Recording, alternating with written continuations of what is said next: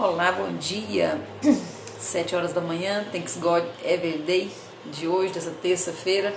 Essa semana falando sobre questões importantes, né? Sobre as muralhas que nos impedem de chegar na Terra Prometida. Falando sobre Egito, sobre deserto e sobre Canaã. Essa semana nós vamos falar sobre essas questões para quê? Para a gente sair de onde nós estamos, né? Não importa onde nós estamos, existe sempre um nível acima. E nós estamos lendo então Josué 6, capítulo 6, né, versículo 1 e seguintes. Então Jericó estava firmemente fechada por causa dos filhos de Israel. Ninguém saía e ninguém entrava. E o Senhor disse a Josué: Vê, tenho dado na sua mão Jericó e o seu rei e os homens fortes e valentes. E vós rodeareis a cidade, todos vós, homens de guerra, e andareis ao redor da cidade uma vez. Assim farás durante 6 dias. E 7 sacerdotes carregarão diante da arca 7 trombetas de chifre de carneiro. E nos 7 dias vós rodeareis a cidade 7 vezes, e os sacerdotes soprarão as trombetas. E mais à frente a gente lê, né, que Josué fez o que tinha que ser feito durante 7 dias. Bom dia, estamos lendo aí Josué 6. E Josué recebeu uma ordem de fazer uma determinada coisa, que era rodear a cidade de Jericó por 7 dias. E no 7º dia a palavra de Deus diz que as muralhas se caíram. O número 7 indica perfeição, né? O número 7 pode dizer para nós que seria assim, numa linguagem de hoje, fazer até dar certo, fazer até que se cumpra. Tem uma outra história, também tem muita referência de número 7 na Bíblia. Tem uma outra história que conta que Naamã era um homem muito poderoso, né? E Naamã foi até Eliseu, e Naamã era muito poderoso, era muito rico, mas ao mesmo tempo Naamã tinha um problema. Bom dia. Tinha um problema muito grave, que era a lepra, né? Então Naamã tinha uma lepra e foi até Eliseu. E Eliseu manda ele descer no rio 7 vezes. E Naamã, ele não pôs muita fé no processo. Ele achou meio ridículo aquilo, porque ele mesmo fala, né, da palavra, ele fala assim: eu achei que eu fosse chegar aqui e o homem de Deus, né, Eliseu, ia impor as mãos sobre mim e fala, tá curado e acabou. E ele me manda descer no rio, e ele ainda fez uma gozação em relação ao rio que ele mandou, que Eliseu mandou que ele descesse, né? Falou, não temos nós lá na nossa terra rios muito maiores do que esse? Porque eu teria que entrar nesse riozinho aqui 7 vezes. E aí algumas pessoas próximas dele, né, os servos, falaram assim: mas meu senhor, nós já fizemos essa viagem tão longa, desce nesse rio 7 vezes, ou seja, passa pelo processo, por mais que pareça não ter sentido, passe pelo processo. E ele foi e entrou 7 vezes, e na 7ª vez ele estava totalmente curado da lepra. Então a gente vê 2 histórias de muitas que nós podemos citar, né, das questões das 7 vezes. Então o que é 7? 7 é a perfeição, 7 é fazer até dar certo. Bom dia com muita alegria, assim, 7 vezes. E é o processo, e o processo às vezes, assim como pareceu para Naamã, parece muito sem sentido para nós. Mas quando nós nos colocamos no processo e fazemos o que tem que ser feito, e aí a gente vê o resultado, né? Então nós estamos falando essa semana sobre aquela área da nossa vida que nós não temos ainda a vida plena. Essa vida plena ela já foi nos dada por Jesus, né? E nós estamos colocando aqui a vida plena como Canaã. Canaã é um lugar onde mana leite e mel. Mas antes de chegar em Canaã, nós temos o deserto. Antes do deserto, nós temos o Egito. Vamos falar um pouquinho hoje sobre o Egito, né? O que é o Egito? O Egito é lugar de escravidão. O povo de Deus ficou 400 anos escravo no Egito. E Deus... Opa, confusãozinha aqui. Caiu minhas anotações, eu vivo de anotação. E o povo de Deus então vive 400 anos no Egito escravo. Então o que é escravidão? Escravidão pode ser considerada como morte. Quando estou morta, quando eu morri para alguma coisa que Deus já me deu. Então Deus me deu a vida plena e eu estou em determinadas áreas da minha vida ainda no Egito. ainda no Egito. Primeira coisa que o Egito tem é morte mesmo, né? Então é como se não existisse outra realidade fora daquela que eu estou vivendo. Ontem eu citei um livro, né? Um filme muito interessante que eu assisti, sugiro, inclusive que quem queira, né, assista, né? Um livro maravilhoso, maravilhoso, né? Onde conta a história de um escravo, que ele contou, né? Um negro nos Estados Unidos, e ele conta que ele estava lá na escravidão e somos todos iguais, o filme. E ele não sabia que existia alguma coisa além daquilo, ele pensava que o mundo era aquilo ali, o campo de escravidão. E um dia ele foge e ele fica assustado de ver uma cidade, de ver carros, né? Ele ainda fala assim, um negro dirigindo um carro, chocante para ele, né? Então uma das características da escravidão é que nós pensamos que aquilo é o fim, aquilo é tudo, né? Então a palavra que a gente tem que fazer, a pergunta que nós temos que fazer para nós é: qual é a área da minha vida que eu estou no Egito? Então nós temos falado sobre a vida plena, nós temos acesso, nós temos direito à vida plena em todas as áreas. Então qual é a área na minha vida ou na sua vida que nós não temos ainda a vida plena? Nós não estamos sequer no deserto, que é o processo. Nós estamos ainda presos ainda no Egito, presos ainda na escravidão. Tem um livro que eu já li 3 vezes e eu acho que eu vou ler umas 10, e eu sugiro para quem quiser, né? Que é o Mais Esperto que o Diabo. Muitas pessoas, assim como eu, evitam de ler esse livro por excesso de religiosidade. Durante muito tempo eu já tinha o livro, já tinha recebido a orientação de ler esse livro, uma indicação, e durante muito tempo eu fiquei com esse livro guardado, achando que esse livro ofendia a Deus. E sabe como é que isso chama? Isso não é zelo, não. Isso chama-se bloqueio de religiosidade. E eu li esse livro do Napoleão Hill, é do mesmo Quem Pensa Enriquece, né?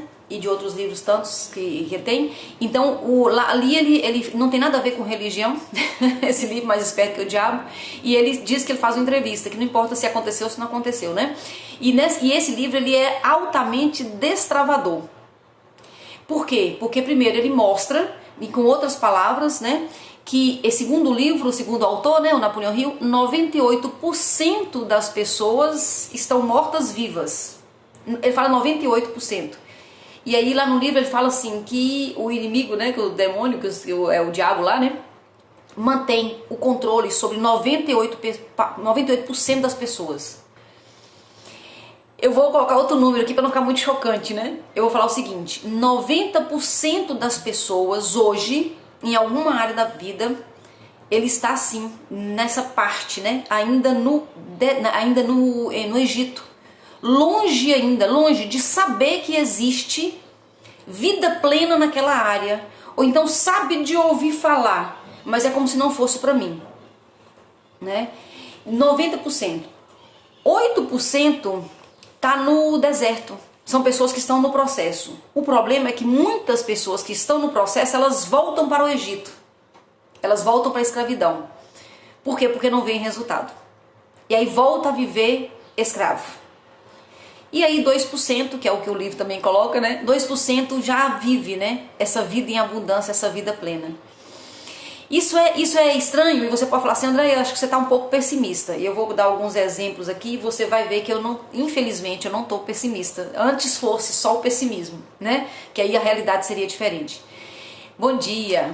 Convivendo, né, trabalhando tantos anos com a questão da obesidade, o que a maioria assim absoluta das pessoas falam, né?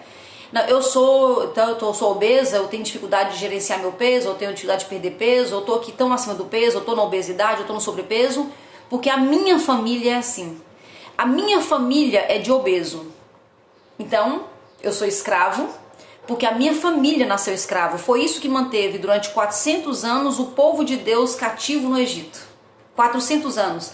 Nós podemos colocar aí pelo menos 4 gerações. Pelo menos, né? Lógico que seria mais, mas pelo menos 4 gerações no mesmo cativeiro, no mesmo Egito, porque a família estava ali e nascem já escravos e continuam escravos. Tem alguma diferença de alguém que estando com obesidade ou estando com um sobrepeso mais avançado, olha para a família e fala: mas a minha família toda tem sobrepeso, a minha família toda é de obeso, minha avó era obesa, minha mãe é obesa, estou aqui obesa. Tem alguma diferença de passar 400 anos no Egito? Qual vai ser a geração que vai acordar e vai entender o que a ciência já diz?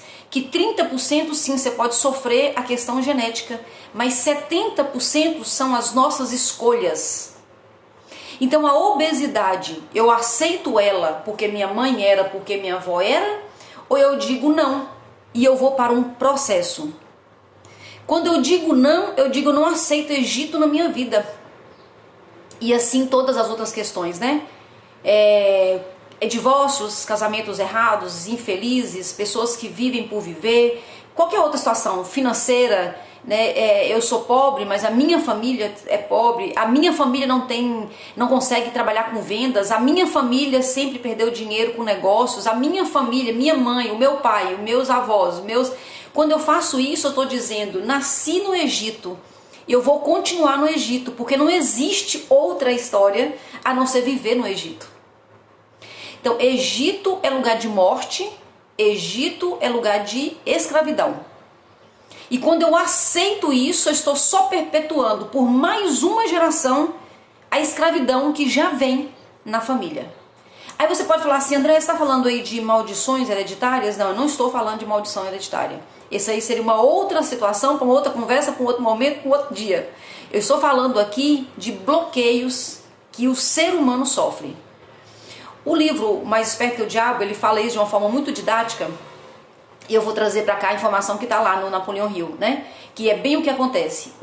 Imagine que você vai ser a pessoa que vai desbloquear, você veio com esse propósito de vida, você vai desbloquear, você vai ativar, você vai tocar a vida de muitas pessoas em relação à saúde, em relação ao controle de peso, em relação a uma vida plena, em relação a ter energia suficiente para viver a vida com tudo que ela tem, que ela te oferece, que você tem direito, porque você é filho de Deus e as pessoas são filhos de Deus, e então você veio com esse propósito. Então, onde é que nasce o problema? Nasce em você? Não. Nasce na sua mãe? Talvez não, talvez nasça no seu avô. Então lá no livro fala isso, né, que às vezes uma pessoa como ela, você tá aqui hoje, você tem um grande propósito para cumprir, ao invés de mexer com você, ele mexe em 2 gerações anteriores para garantir que de geração em geração as pessoas continuem nesse Egito e automaticamente você não cumpre o propósito que você veio cumprir na vida. Por isso que tem aquela frase famosa que fala, né, que tem 2 dias importantes na minha vida, o dia que eu nasci e o dia que eu descobri por quê. Porque o dia que eu descobri porquê, eu vou descobrir uma outra coisa muito importante que o Pablo Marçal sempre fala, né, e que é muito verdade. O seu maior bloqueio tem a ver, tem intimidade, conversa com o seu propósito. Então, se eu vim para desbloquear, eu vim para fazer, eu vim para tocar as pessoas em determinada área, é essa área que o inimigo vai ter mais cuidado em me bloquear.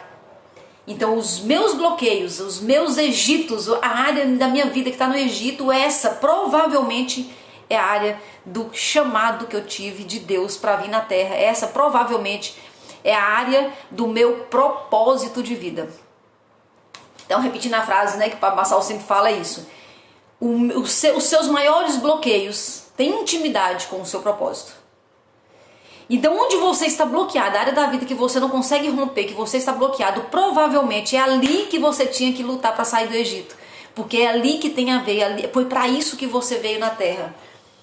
E na maioria das vezes, o bloqueio ele não começou em você, pode acontecer, mas na maioria das vezes foi sua mãe ou seu pai que já tinham sido bloqueados pela sua avó ou pelo seu avô, e vai passando isso de geração em geração. E de novo, eu não estou falando de herança, eu não estou falando de maldições hereditárias, não, isso aí é a questão espiritual. Eu estou falando aqui de emocional mesmo. Eu estou falando de bloqueios que acontecem em nós, na nossa vida, aqui está registrado na nossa mente. E nós vamos passando isso. Então, se eu e você, se nós não acordarmos nessa geração, nós estamos bloqueando a próxima geração. Talvez nossos filhos, sobrinhos, falando, não tenho filho, não tem nenhum problema. Você pode bloquear quem está perto sem ter filho. Mas se você tiver filho é mais grave ainda. Porque você já bloqueia essa criança no berço e leva esse bloqueio para frente. Por quê? Porque pessoas bloqueadas bloqueiam outras. Pessoas livres libertam outras. E tem uma frase de uma mulher, ela é a Harriet Tubman, né? Aquela senhora que era abolicionista, né? e ela libertou muitas pessoas, ela dedicou a vida dela a libertar muitas pessoas, né, no início do século passado, e ela falou, eu libertei 1000 escravos, e teria libertado mais 1000, se eles soubessem que eram escravos. Então, primeira coisa, a base de tudo, dessa conversa que nós estamos tendo essa semana, a base de tudo é consciência. Eu e você, nós temos que olhar com muita coragem para as áreas da nossa vida, que nós não temos a vida plena, e nós temos que ter esse discernimento de entender que ali nós estamos bloqueados. Uma vez eu falei outro dia numa live aqui, uma pessoa que eu conversei, uma pessoa que ela não se casou, ou seja, ela não tem a vida plena no relacionamento conjugal, que é uma pessoa que ela está solteira depois dos 40 anos, o que nós podemos entender é que ela não tem ainda a vida plena na vida conjugal. Ela não tem a vida plena na vida conjugal. Você pode ficar? Pode. Você pode ser solteiro? Pode. Mas você tem a vida plena na vida conjugal? Não. Você já criou família? Não. Então talvez é uma coisa para você pensar. E aí eu conversando um pouco sobre ela, uma pessoa que eu tenho muita intimidade, conversando com ela falou assim, não, isso aí já está resolvidíssimo, eu já sou livre nessa área. Eu não preciso de homem. Eu não preciso de homem, né? Então eu vivo muito bem sozinha, estou sozinha, vivo muito bem sozinha, eu estou livre para viver a minha vida, né? Não tive oportunidade de falar, mas eu pensei, né? Bastante bloqueada. Tão bloqueada que nem sabe que é escrava. Eu libertei 1000, mas teria libertado outros 1000 se soubessem que era escravo. Sem saber que é escravo não existe libertação. Porque a pessoa nem sabe que ela está presa na gaiola. Ela nem sabe que ela está bloqueada nas emoções. Que foi bloqueada lá atrás, entendendo que ou que homem não presta, ou que todo homem trai, ou que toda família acaba, que o divórcio é um fato para todo mundo, que ninguém escapa disso. Bloqueada nas verdades, entre aspas. E aí a pessoa pensa que é livre. Eu teria libertado mais 1000 se soubessem que eram escravos. Então a primeira coisa que eu e você, se nós queremos essa vida plena, se nós já entendemos que existe uma vida plena em todas as áreas, eu tenho que olhar com muita coragem para as áreas onde eu não tenho ainda a vida plena, onde eu não tenho os resultados que eu quero ter. Olhar com muita coragem. Por que coragem, Andréia? Porque dói. Porque se não doesse, você não estava bloqueado. Se não tivesse bloqueado, já teria resultado. Se nós não temos essa vida épica, essa vida plena, essa vida... Jesus disse, eu vim para que tenham vida, não uma vida mais ou menos. Não uma vida boa num canto e ruim em outra. Uma vida plena em todas as áreas da sua vida. Eu vim para que tenham vida e tenham abundância. Eu olho para áreas da minha vida que não tenho abundância ainda. Eu tenho que olhar, eu tenho que me incomodar com isso. Porque se eu achar que está tudo bem, como eu ouvi dessa pessoa, eu estou livre, não preciso de homem. Se eu achar isso, não, eu estou obesa, mas a minha família toda é. Eu estou obesa, mas eu tenho, sei lá, problema de qualquer coisa. Se eu olho para isso, né, eu estou quebrado, eu estou sem dinheiro, mas 80% ou 90% do brasileiro tá tudo certo, tá tudo normal. Eu entro nos 1000 escravos que não foram libertos. Porque nem sabiam que eram escravos. Então eu tenho que ter coragem de olhar isso. E eu falo sempre, né? Andar sobre as águas com Jesus é melhor, é mais fácil ou é mais seguro, né? Então eu quando eu tenho essas verdades para serem resolvidas, eu vou diante de Deus e falo, Deus me mostra, eu quero ver. O que eu não estou vendo? Qual escravidão é essa que eu não estou vendo? Deus, eu estou no Egito e não estou enxergando. Então se eu não tenho resultado nisso é porque eu estou no Egito e eu não estou nem sabendo que eu sou escravo. Então me mostra, me dê consciência. Porque depois do Egito vem o deserto. O povo de Deus saiu com Moisés. Mas deixa eu te falar, Moisés estava no Egito também. Moisés também estava no Egito.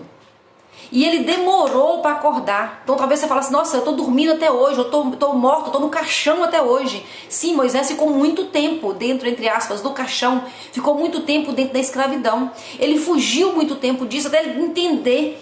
Deu todas as desculpas para Deus, dele entender que além dele sair do Egito, ele tinha um povo para tirar do Egito. Era o propósito de Moisés. O seu propósito também está ligado a tudo isso. Quando você assume isso e você começa a buscar a saída disso, você entra numa fase muito difícil também, que é o deserto. Mas não tem como pular do Egito para Canaã. Existe o deserto no meio. E o deserto, nós vamos falar sobre ele amanhã. E muitas pessoas, eles pisam no deserto e a dificuldade faz eles voltarem para o Egito. Porque como o povo hebreu mesmo disse, né, saudade das cebolas, saudade do que eu comia lá no Egito, né? Saudades da escravidão. E muitas pessoas voltam por isso. Mas essa é a segunda parte. Sem a consciência, não tem a segunda parte. Primeiro eu tenho que olhar para mim, eu tenho que ter consciência. Eu fiz aqui para terminar a nossa conversa de hoje, né? Nossos minutinhos. Eu fiz uma sequência, umas 2 semanas atrás, eu acho.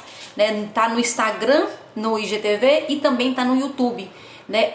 E o nome da pasta que está nos dois, ou playlist no YouTube e também da série que está no IGTV, são bloqueios.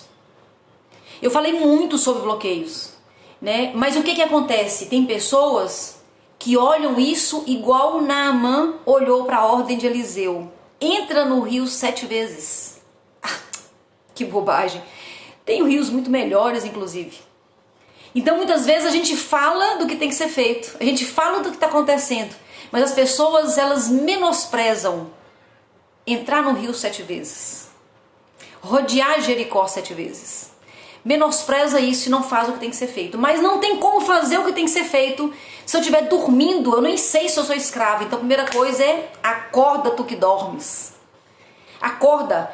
Pobreza não é de Deus, doença não é de Deus, obesidade não é de Deus, casamentos terminados não é de Deus, filhos com dificuldades, com droga, problemas, filhos mal criados não é de Deus. Deus não tem planos ruins para nós. Deus fala: eu que sei os planos que tenho a vosso respeito, planos de bem e não de mal, para te levar ao fim que desejas.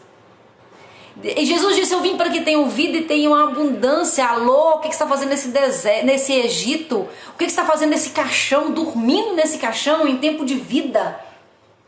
Então a primeira coisa que nós precisamos buscar é a consciência de qual área que nós ainda estamos nesse Egito, nessa escravidão. E entender que Egito não foi feito para os filhos de Deus.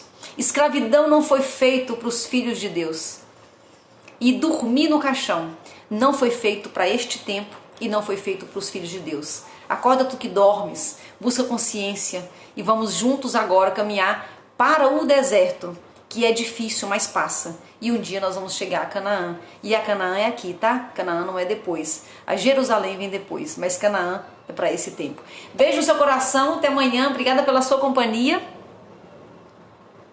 Ótimo, obrigada pela sua companhia e até amanhã no Thanks God Every Day, se Deus quiser.